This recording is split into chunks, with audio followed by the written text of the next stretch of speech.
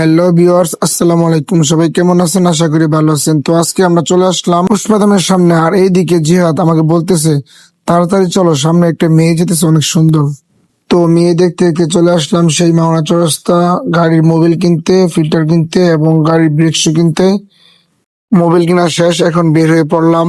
সামনে এসে দেখি এলিয়ন মার্কস দাঁড়ায় আছে, আর এইদিকে আমার পঙ্খিরাজ রোদে পুরো ছাই হয়ে যাচ্ছে। এখন চলে আসলাম মাসুদের দোকানে। মাসুদের দোকানে এসে ভালো লাগলো অনেক। মোবিলটা এখন ডালতেছে গাড়ির ভিতরে, আর মোবিলের রংটা অনেক সুন্দর ছিল, অত্যাধিক। আমি দাঁড়িয়ে দেখতেছিলাম ওনারা কি করে আমার গাড়ির ভিতরে, আর সে এখান দিয়ে জিহাদ ভিডিও নিছি। এখন হচ্ছে ব্রেক শুটা পাল্টাবে, এই জন্য ব্রেক শুটা খুলতেছে পুরানটা।